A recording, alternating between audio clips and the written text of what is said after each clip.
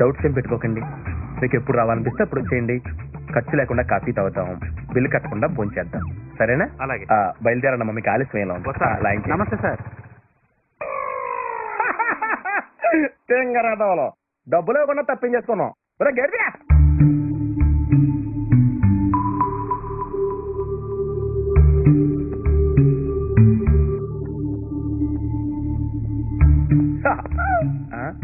ఆలస్యంగా వచ్చిన ఫీల్ అవుతున్నట్టున్నారు.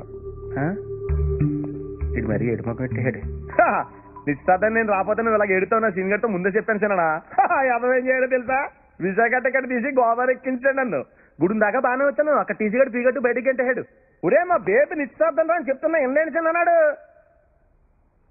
ఏదో ఓట నువ్వుని అంత వివరంగా చెప్తున్న కూడా అలా చూస్తామంటే ఎదిగామో తిన్నే.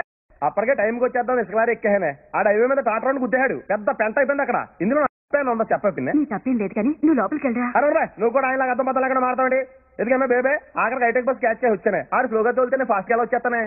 ఎంత చెప్పిన తర్వాత కూడా మొఖం అలా పెడతావండి. మనిషిలో పసుపు నువ్వు చంపేస్తా. ఆపై ఇదేంటి నిశ్చితార్థం రాకపోతే కొట్టేస్తారా? ఎక్కడ ఉందా ఇది? మాట్లాడండి.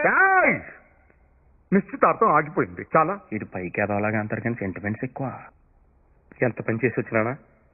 నేను రాలేదని నిశ్చితార్థం ఆపేసేవా?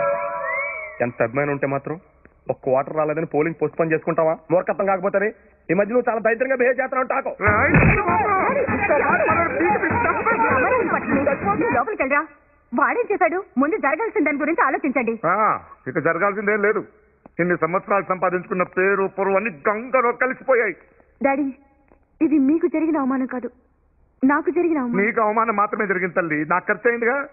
25 లక్షలు పెట్టి ఫంక్షన్ చేస్తే మన ఖర్చుతోనే మనల్ని అవమానించాడు. ఎవరి కోసం అయితే సిద్ధు ఇదంతా చేశాడో ఆయన్ని అతనికి దూరం చేస్తాను. ఇవన్నీ వినడానికి బాగుంటాయి కానీ ప్రాక్టికల్ గా వర్కౌట్ అవ్వవు.